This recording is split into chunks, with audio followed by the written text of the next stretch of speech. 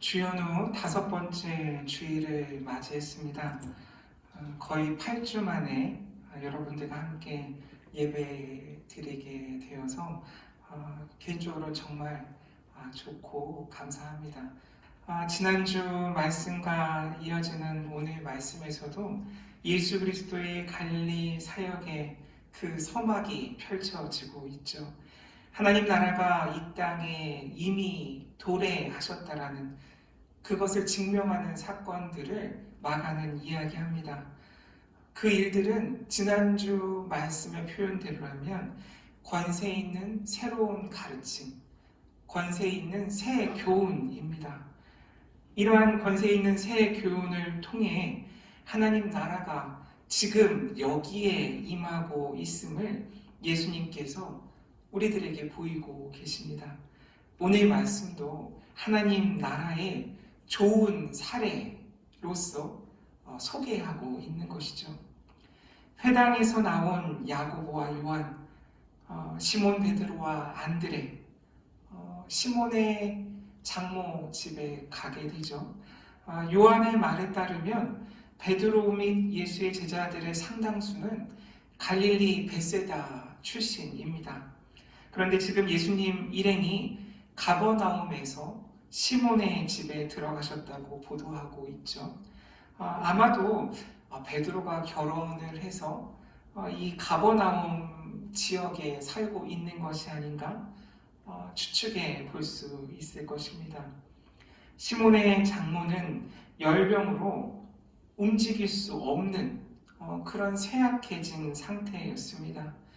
예수님께서 그녀를 일으키시자 열병이 떠나가고 그녀가 예수님과 예수님 일행들의 수종을 틉니다. 아마도 베드로의 장모는 예수님 일행에게 아주 맛있는 식사를 대접하지 않았을까 생각할 수 있습니다. 마가는 귀신을 내쫓으신 사건 뒤에 예수께서 베드로 장모의 열병을 치유하신 이야기를 바로 기록하고 있는데 이것은 단순히 예수님께서 하신 기적을 말하려는 의도보다 앞서 말씀드렸던 하나님 나라가, 하나님의 통치가 어떻게 성취되고 있는지 그 현장을 자세히 우리에게 보여주고 있는 것이죠. 지난주 말씀드렸던 이사야 61장 1절의 말씀처럼 하나님 나라가 이 땅에 임할 때 누리게 되는 자유함, 그 자유함을 오늘 말씀에서도 우리가 느낄 수 있기 때문입니다. 마가는 이사야가 내다보았던 종말론적 하나님의 통치, 그 하나님의 나라가 바로 예수님의 사역 한가운데서 이미 현실로 임하고 있음을 우리에게 보여주고 있습니다. 이렇게 마가는 회당에서 귀신 축출 사건을 기록한 후에 베드로의 장모가 가지고 있는 육체의 질병을 치유하는 그 사건을 기록하는 것이죠. 그리고 이 짧은 이야기들의 마무리, 종결로 가버나움의 모든 병자와 귀신 들린 자들이 예수님께로 나왔음을 말하고 있습니다. 예수님께서 병든 자들을 치유하시고 많은 귀신 들린 자들을 고쳐주시죠. 이전처럼 귀신들이 예수님을 알아보고 그를 향해 무엇인가 말하려고 했지만 예수님께서는 허락하지 않으십니다. 아마 그들이 말하고자 하는 그 내용의 옳고 그름을 떠나서 그 말하려는 의도가 옳지 않기 때문에 막으시는 것 같습니다. 이러한 귀신의 말은 사람들로 하여금 예수님에 대한 오해를 불러일으키기에 충분하기 때문입니다. 이렇게 마가복음 1장 전체를 살펴볼 때 온 가버나움에서 모든 병자와 귀신 들린 자들이 예수님께로 나왔다라고 하는 그 사건은 중요한 의미를 갖게 됩니다. 그것은 앞서 말씀드린 것과 같이 하나님의 통치가 예수님의 사역 초기부터 예수님의 가르침과 치유를 통해 점점 확장되고 있다는 것을 보이는 것이죠. 예수님의 치유와 기적은 어떤 초자연적인 힘 자체를 드러내기 위해서 의도된 것이 아니라 하나님 나라의 통치가 예수님을 통해서 예수님의 가르침과 치유라는 통로를 통해서 이 땅 가운데 나타나고 있다라는 것, 그것을 말하고 있는 것입니다. 그래서 주연절 5번째 주일에 오늘 말씀이 기록되어 있는 것이죠.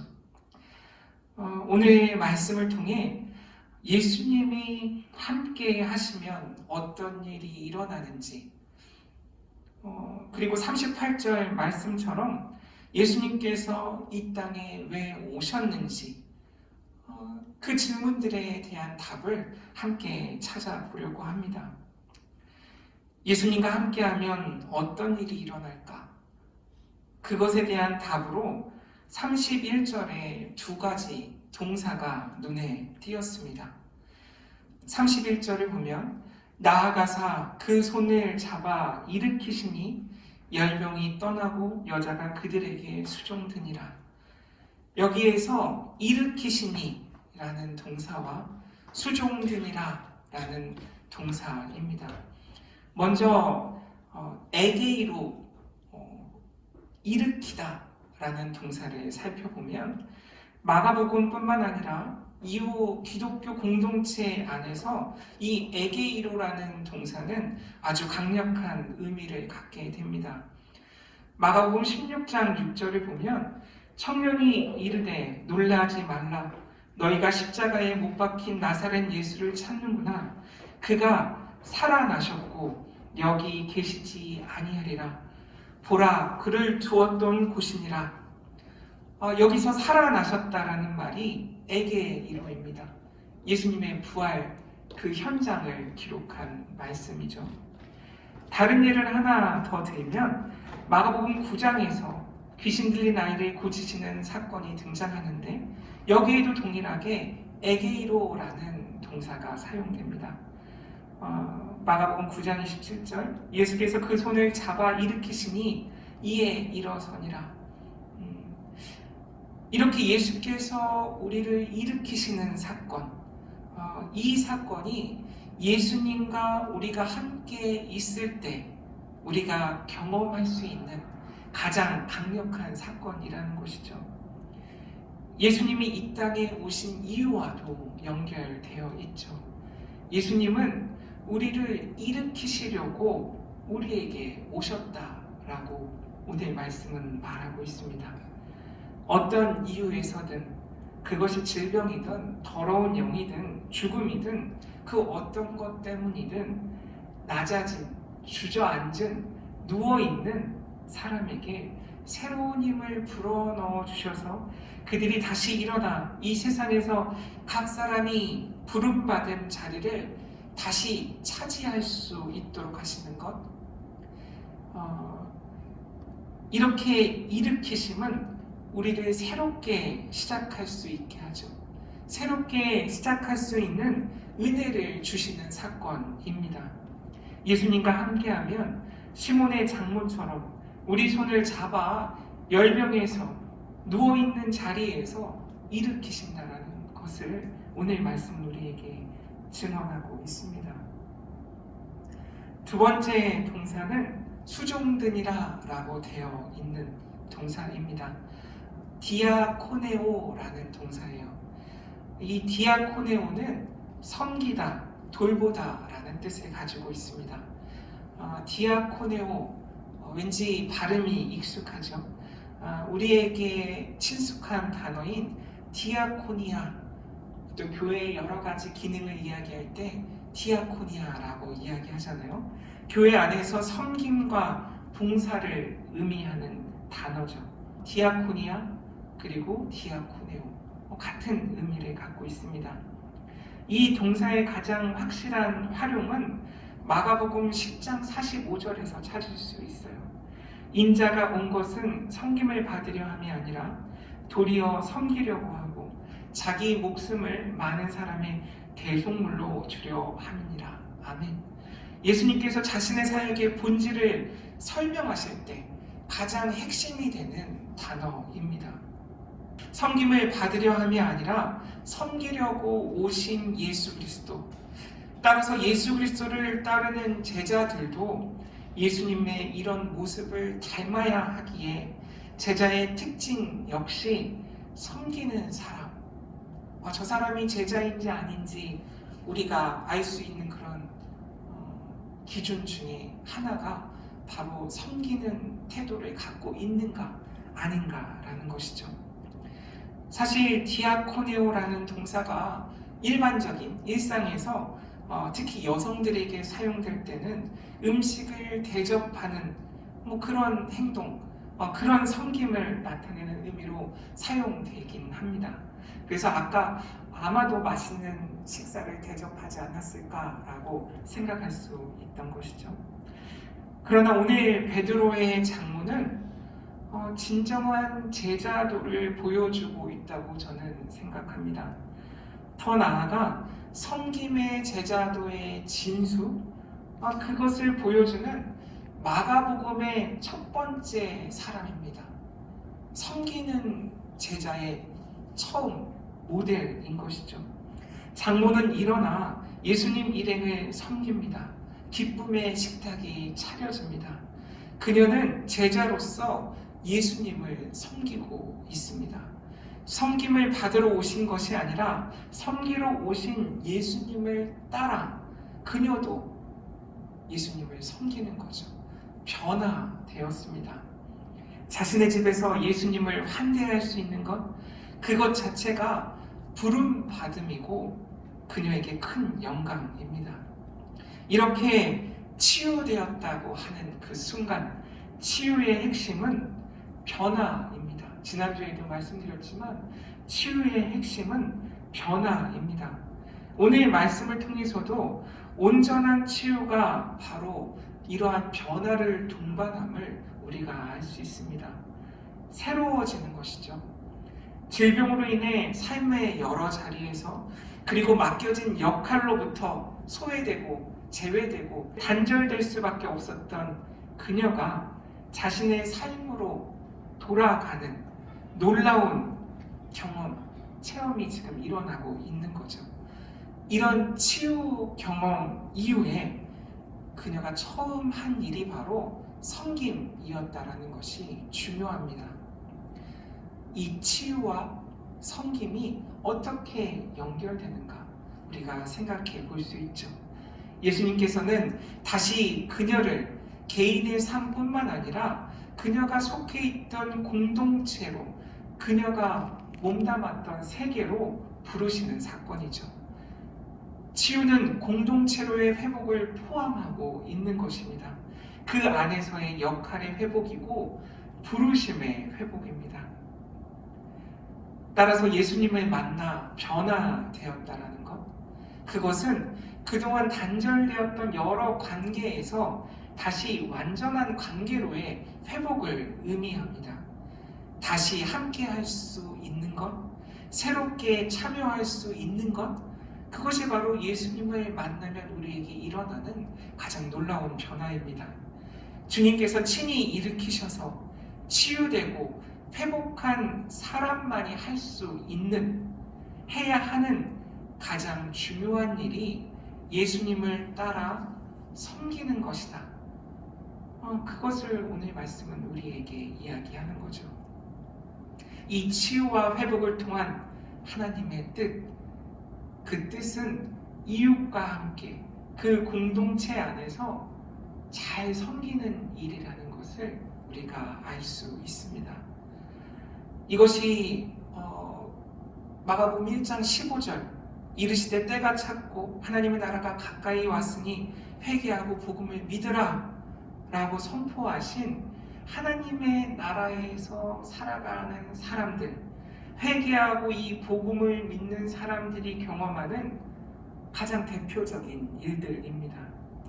시몬의 장모에게 일어난 치유 사건을 통해서 하나님 나라가 임하셨다는 그 좋은 소식이 얼마나 좋은지 우리에게 느껴보라는 것이죠. 그리고 이뿐만이 아닙니다.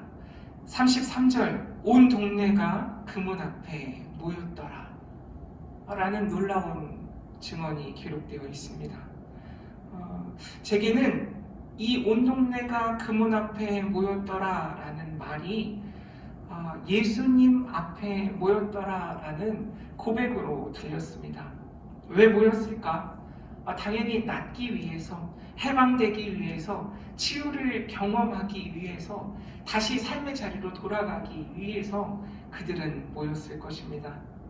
시몬의 장모에게 일어났던 일들, 관계가 회복되고 단절에서 벗어나 다시 돌아가기 위해 예수님 앞에 모이는 것, 이것이 말씀을 준비하는 동안 예배구나, 이것이 진정한 예배구나 라는 마음을 하나님께서 주셨습니다. 주님 앞에 모이는 것, 각자의 필요가 있죠. 요구가 있어요. 그것이 치유되는 그 자리가 바로 예배 자리인 거죠. 이 예배를 통해서 일으키심과 회복이 일어나고 그곳으로부터 디아코니아, 섬김이 비로소 가능해진다라는 그 흐름을 오늘 마가는 우리에게 이야기하고 있습니다. 우리가 예배드리는 이유가 바로 예수님처럼 섬기기 위함임을 오늘 말씀을 통해 깨달을 수 있었습니다. 반면 오늘 말씀에 등장하는 제자들을 통해서 저의 연약함, 우리의 연약함도 발견할 수 있었습니다. 35절에서 한적한 곳으로 번역된 에레몬 토폰이라는 그 구절이 있는데 문자적으로는 광야를 뜻합니다. 예수님께서는 자신의 사역에 집중하시기 위해 기도할 수 있는 곳으로 광야를 선택하시죠. 이런 예수님과 대조적으로 대중적 인기에 한껏 고무된 사람들이 등장하죠. 바로 예수님의 제자들입니다. 물론 제자들 편에 생각하면 우리 선생님께서 사람들에게 인기를 얻기 시작했다는 것, 정말 기쁘고 좋은 일일 것입니다. 그리고 개인적으로는 역시 내 선택이 틀리지 않았어. 예수님을 따라 나서길 참 잘했어. 라고 생각하기에 충분한 사건들이 일어나고 있었던 것이죠. 그래서 예수님을 찾기 위해 주변을 샅샅이 찾았던 것처럼 보입니다. 마침내 예수님을 찾아내서는 사람들이 예수님을 찾고 있어요 라고 그것을 예수님께 알리죠.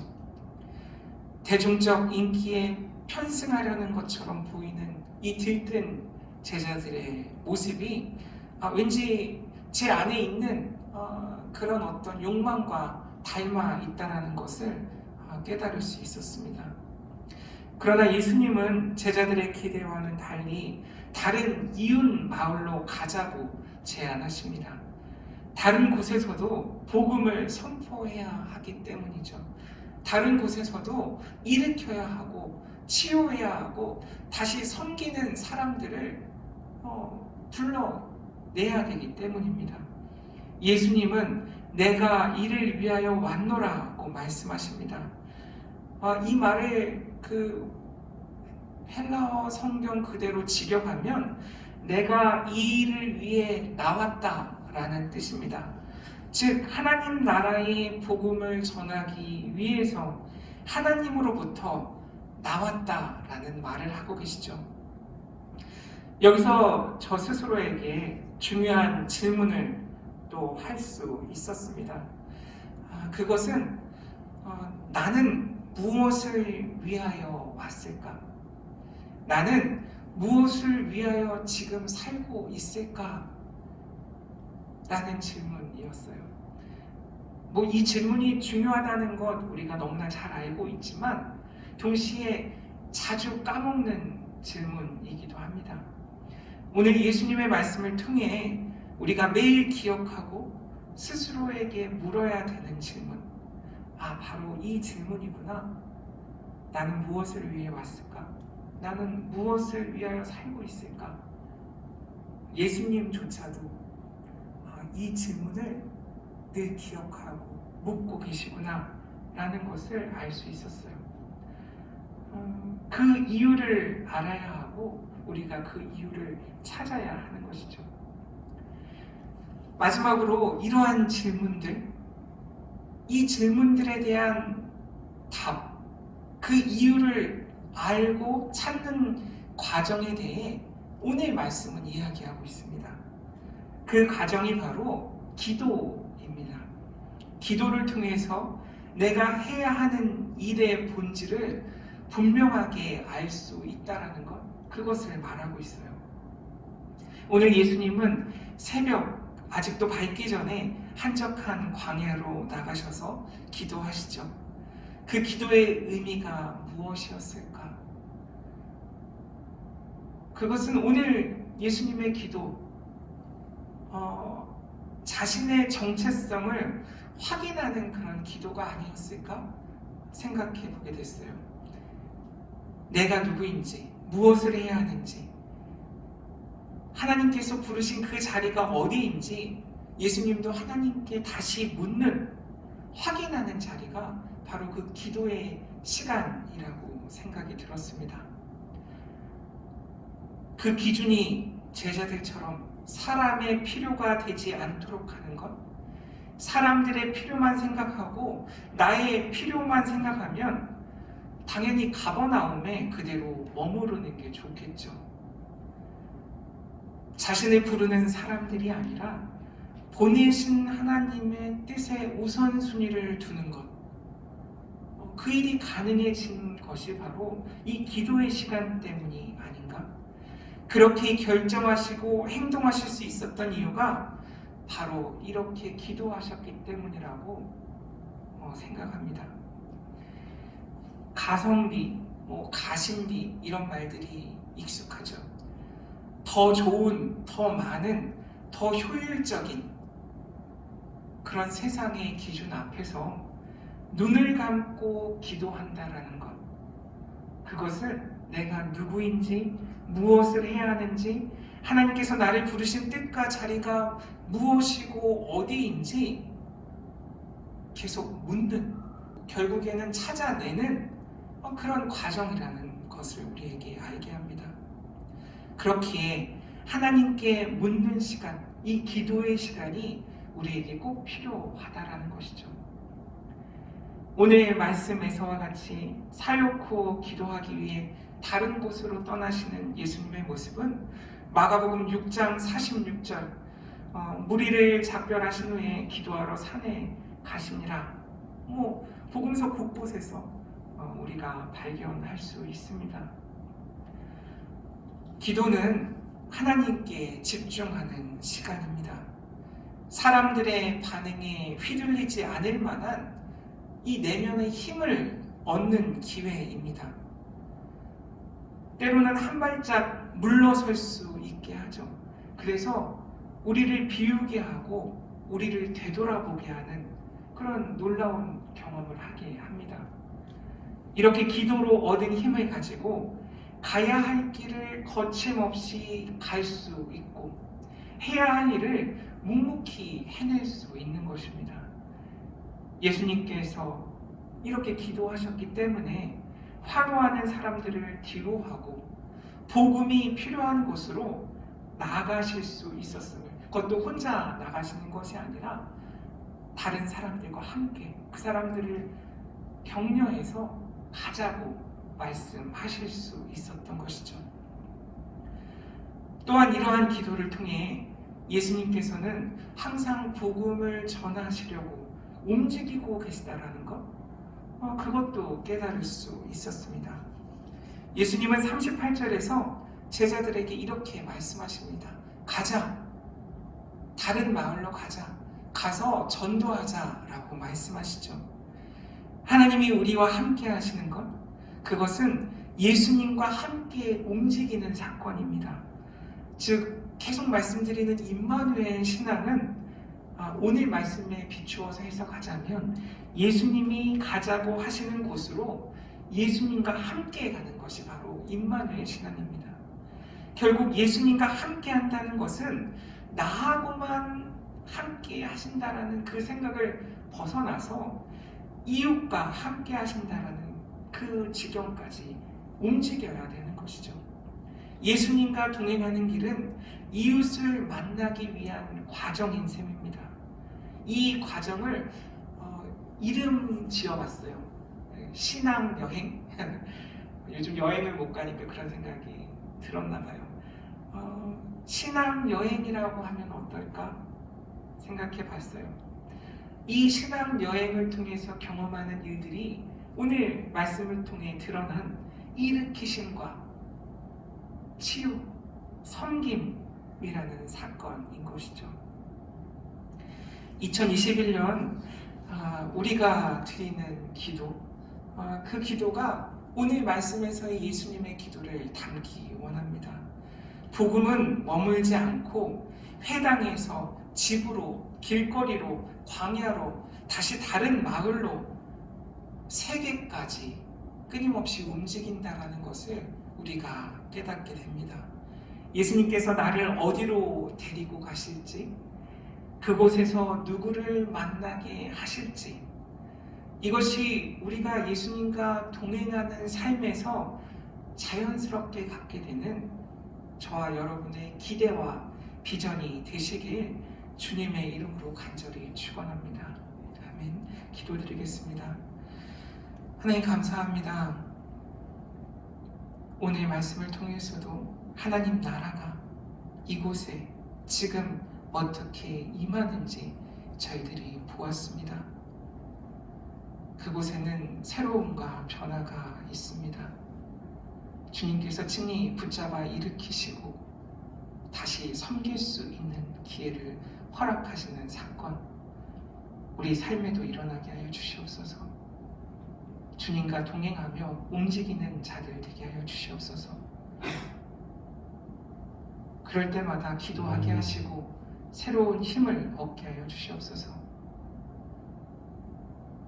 예수님의 이름으로 간절히 기도드립니다. 아멘.